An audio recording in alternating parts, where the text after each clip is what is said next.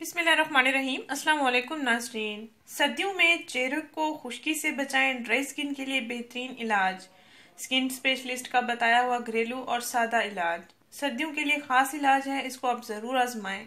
नाज़रीन, अक्सर सर्दियों में चेहरे की जिल्द खुश्क हो जाती है और जहाँ जहाँ खुश्की हो जाती है वहाँ अक्सर स्याह निशानात से बन जाते हैं। नाज़रीन, ये मसाइल आज हर लड़की फेस कर रही है क्योंकि चेहरे की जिल्द मौसमी असरात बर्दाश्त नहीं कर पाती है। लड़कियां अक्सर ब्यूटी क्रीम्स का इस्तेमाल करती हैं तो उनकी जिल्द खुश्क रहती है और सेंसिटिव हो जाती है बहुत ज़्यादा, तो मौसमी असरात बर्दाश्त नहीं कर पाती है। अपनी स्किन को हेल्दी रखें। ब्यूटी क्रीम्स का इस्तेमाल बिल्कुल ना करें, चेहरे की जिल्द को नुकसान पहुंचाती हैं। वक्ती तौर पर तो ये रंग गोरा कर देती हैं, आपके दाग धब्बे भी ख़त्म कर देती हैं, लेकिन बाद में इसके नुकसानात बहुत ज़्यादा वाज़े होना शुरू हो जाते हैं। जिन लड़कियों की जिल्द अक्सर खुश्क रहती है तो इन तमाम मसाइल से निजात पाने का एक कुदरती और घरेलू सादा इलाज ज़रूर आजमाएं, जो मैं आपसे शेयर करने जा रही हूँ। आपने इसको मेरे बताए हुए तरीके के मुताबिक तैयार करना है और फिर इस्तेमाल करना है।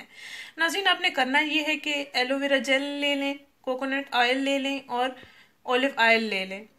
एक प्याली में 1 चम्मच एलोवेरा जेल लें, 1 चम्मच कोकोनट ऑयल लें, 1 चम्मच ऑलिव ऑयल ले लें।